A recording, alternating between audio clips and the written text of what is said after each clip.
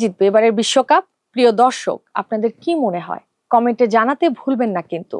আর আমি নিজেরটা বলবো না, বরং আপনাদেরকে জানাবো অন্যরা কি বলছে, কি ভবিষ্যৎবাণী দিচ্ছে। ফুটবল খেলার সবচেয়ে বড় আসরে এরকম ভবিষ্যৎবাণী ও ধারণার খেলা চলবে বিশ্বকাপের ফাইনালের শেষ বাঁশি বাজার আগ মুহূর্ত পর্যন্ত। এই ভবিষ্যৎবাণীর ব্যাপার স্যাপার প্রতি বিশ্বকাপের সময়ই চলে।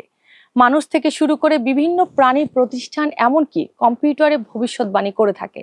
তো চলুন দেখে আসি এবারের বিশ্বকাপে চ্যাম্পিয়ন হওয়া নিয়ে কে কি ভবিষ্যৎবাণী করলো।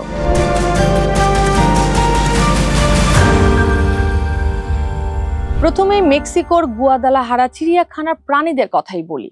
বিশ্বকাপের বিভিন্ন ম্যাচের ফলাফল নিয়ে তারা ভবিষ্যৎবাণী করেছে।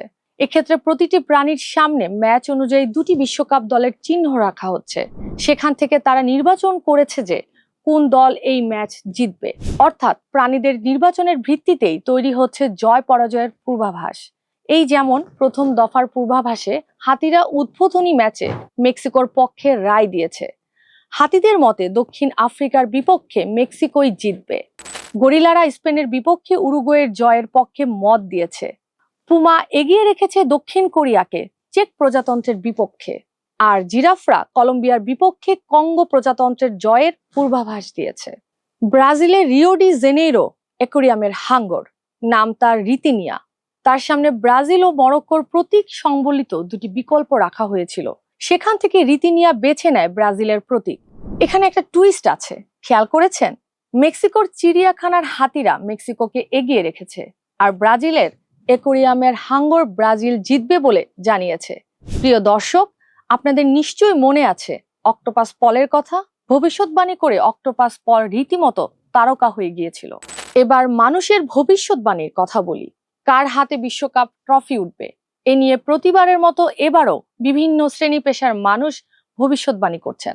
অর্থনীতিবিদ থেকে সাবেক খেলোয়াড়, গণিতবিদ, রাজনীতিবিদ, গ্ল্যামার জগতের তারকা প্রায় সবাই নিজ নিজ ধারণার প্রকাশ ঘটাচ্ছেন। যেমন জার্মান অর্থনীতিবিদ ও বিনিয়োগ বিশ্লেষক ক্লেমেন্ট একটি বিশেষ গাণিতিক মডেল বানিয়েছেন। সেটা এবার সবাইকে রীতিমতো চমকে দিয়েছে।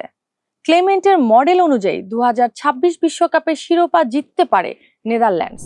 বলে রাখা দরকার, ইয়াকিম ক্লেমেন্ট কিন্তু আগের তিনটি বিশ্বকাপ অর্থাৎ 2022, 2018, 2014 এর চ্যাম্পিয়ন দলগুলোকে টুর্নামেন্ট শুরুর আগে নিখুঁতভাবে অনুমান করেছিলেন।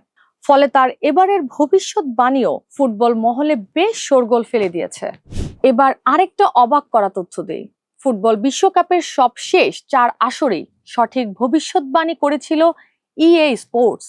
ইএ স্পোর্টস ভিডিও গেম নির্মাণকারী একটি প্রতিষ্ঠান। এবারও তারা অনুমান করেছে কারা চ্যাম্পিয়ন হবে। ইএ স্পোর্টসের সর্বশেষ সিমুলেশনে শিরোপা জয়ী হিসেবে উঠে এসেছে স্পেনের নাম। ইএ স্পোর্টস তাদের অফিসিয়াল এক্স অ্যাকাউন্টে দাবি করে বলেছে তারা টানা 4 বার সঠিক ভবিষ্যৎবাণী করেছে। সে অনুযায়ী প্রত্যেকবার তাদের পূর্বাভাস মিলে গেছে।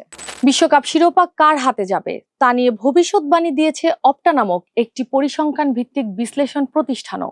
তাদের পূর্ব আভাস বলছে এবারে বিশ্বকাপের সবচেয়ে বড় দাবিদার স্পেন। অপটা তার সুপার কম্পিউটারের মাধ্যমে হিসেব করে জানিয়েছে স্পেনের বিশ্বকাপ জয়ের সম্ভাবনা 16.1%। এটা বিশ্বকাপে অংশগ্রহণকারী 48 দলের মধ্যে সর্বোচ্চ। স্পেনের পরেই রয়েছে ফ্রান্স। ফ্রান্সের শিরোপা জয়ের সম্ভাবনা ধরা হয়েছে 13%। তৃতীয় স্থানে থাকা ইংল্যান্ডের সম্ভাবনা 11.2%। আর বর্তমান বিশ্ব চ্যাম্পিয়ন আর্জেন্টিনার সম্ভাবনা 10.4%।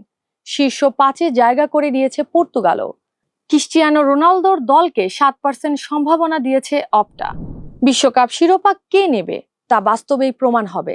তাছাড়া খেলার অনিশ্চয়তাকে কেন্দ্র করে যে উত্তেজনা, তাতেই নাকি আসল সৌন্দর্য লুকিয়ে থাকে।